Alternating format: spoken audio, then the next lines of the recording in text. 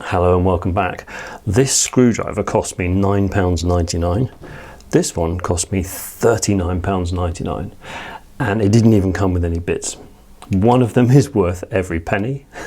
Keep watching to find out which one I mean. For years and years, decades even, I wasn't the least bit bothered by brand when it comes to tools. As far as I knew, tools were just tools.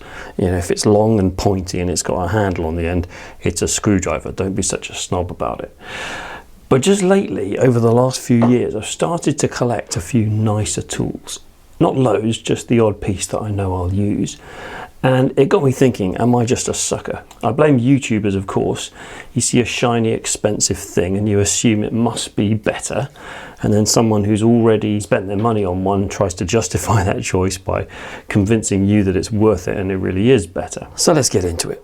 This is the Stanley. It comes with bit storage. You have to twist this plastic thing and it stores 6 bits there. It also stores more bits in the base here. It's a bit wobbly now.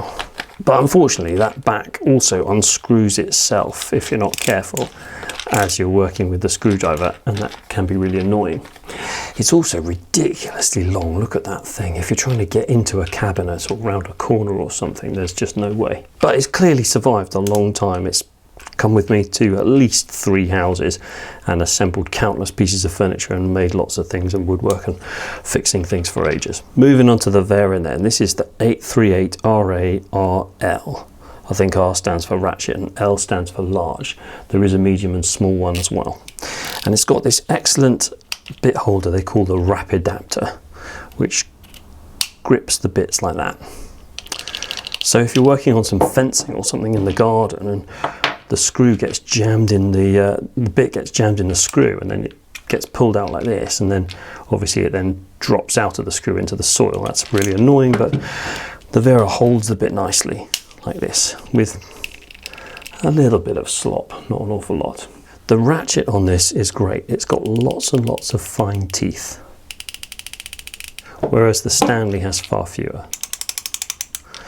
Actually, we can count it there. There's a bit of paint in the center there. 1, 2, 3, 4, 5, 6, 7, 8, 9, 10, 11, 12, 13, 14, 15. Something like 40 teeth to go around.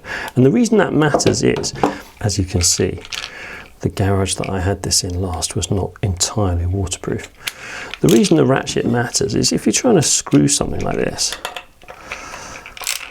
over and over and over, some of that movement is wasted. If there's that much play in the handle, every time you turn it, you're wasting energy. Whereas with this one, the moment you move it a tiny bit, it's ready to grip as soon as you... So you get a bit more turn for your turn. The ratchet selecting mechanism is also really nice. You turn this wheel in the direction that you're going to turn the screw. So to loosen, I turn it anti-clockwise, and if the screw is loose, I can do that. You can also do that to sort of double time it. It's quite intuitive. Tighten, loosen. It's obviously much shorter, which means you can get into smaller spaces with it. That's really convenient. It doesn't have any bit storage on board, but I knew that when I bought it. And the reason is I bought it to go alongside this. The Wera Toolcheck Plus has all the bits you could ever need, but only tiny handles. It's part of the nature of the design, is it's very compact. So if you have the space to go alongside it, a larger screwdriver handle is really good. By the way, I've also added the 81841, which is not a ratchet design, but it has built-in bit storage, and then it can be either short or long, or you can also take this adapter out and use it in a power tool, so you can use all your bits there. So for a one-size-fits-all screwdriver to keep in a desk drawer, that's a really neat option. So back to our question, are expensive tools worth it? You know, which of these would I get if I was starting again? And it's not an easy question to answer. There are lots of very good reasons not to buy expensive tools. The first is it often makes no difference what you buy. The plain old screwdriver really can't be beaten. This is as good as any other. But when it comes to ratchets, the Wera is better. But is it 4 times better than the Stanley? If you don't use tools that often, you won't save much time or effort. For example, this crappy hacksaw was part of a cheap petrol station toolkit that I found somewhere, and I haven't bothered to upgrade it because I hardly ever cut metal with a hacksaw. I've changed the blade a few times, of course. But if you don't use something that often, you're not going to appreciate the difference. There is a sense of pride in achieving the same thing as others do with cheap basic tools. This is the ratchet that I used when I was learning my mechanical skills on my 1980 Ford Fiesta. I mean, it's a crappy thing, but I used it for ages and I didn't know any better. Skills matter far more than tools. Don't go buying expensive tools thinking it's going to make you a better tradie or a better workman. Skills are far more important. A really big reason as well is they might get lost or stolen, assuming they don't break, which I wonder is perhaps why professionals often don't choose more expensive tools. They've lost them before and keep the cost of their kit down. There are also so many tools to buy. It's not just screwdrivers. You've got cutting, drilling, sanding, scraping, routing, bending, cutting, everything. And if you buy the expensive version of all the tools, it's going to add up to far too much money. You also need several of every item. Like, you need a screwdriver in the car and in the workshop and in the office and in a spare kit somewhere. So you can't buy the expensive version for everything. So if the question was, do I have to save up for expensive tools? The answer is an angry no. And I got started fixing cars with some really cheap junk tools or whatever I had. So don't ever feel bad about using cheaper tools. For some it's a point of pride, and for others it's necessity. But what matters more is your skills. So let's all agree never to be impressed by how much money someone's spent on tools. If you go spending your life savings on top quality Festool gear when you don't really need it, then you're just a snob. Don't buy expensive tools for backup or emergency kits that you're going to leave in your car or your mum's house just in case. And don't buy expensive tools if you live in a rough neighborhood or you're the forgetful type who loses things. I once lost a handsaw for like 2 years and then found it in the hedge at the front of the house all rusty. And definitely don't buy expensive tools if you can't really afford them.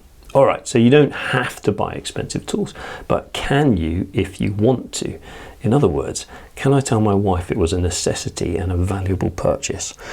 Right, here are some reasons to buy expensive tools. Number one, tools are a relatively inexpensive hobby compared to, say, consumer electronics or skiing or designer handbags or other things people spend money on. Number two is, this Wera screwdriver may be 4 times more expensive than the Stanley, but the other way to look at it is it's £30 more than the Stanley. And if it's a tool you'll use all the time, like your main screwdriver, and appreciate and enjoy the quality, is it worth £30 more? Maybe. If you buy good tools, you only buy them once. If a tool's going to last you a lifetime, it's worth it. I inherited, or maybe stole, these cutters from my dad many, many years ago, and they still work fine. No reason to replace them. Using nice tools makes work more enjoyable and satisfying. And enjoyment is worth something. And even small frustrations with lesser tools, like this here, add up over time, and many jobs and many years, it's going to seem worth it to invest in the better quality. I've come to accept that sometimes you have to pay more money for good design. And I've often wondered, looking at a Ferrari or a Ford Fiesta or a Focus, why don't Ford hire someone to make a car, a Ford, the shape of a Ferrari? I know the engine won't be the same, of course, the performance won't be the same, but assuming the body still has to be made of metal, why can't it be the shape of a Ferrari? And everyone can at least enjoy a car that looks like it. Honestly, it really does cost money to have good design. Even if the materials and workmanship were the same, some team has had to spend a long time perfecting the ratchet mechanism and really thinking about the way it works and the way people use tools and testing it and iterating it over and over again.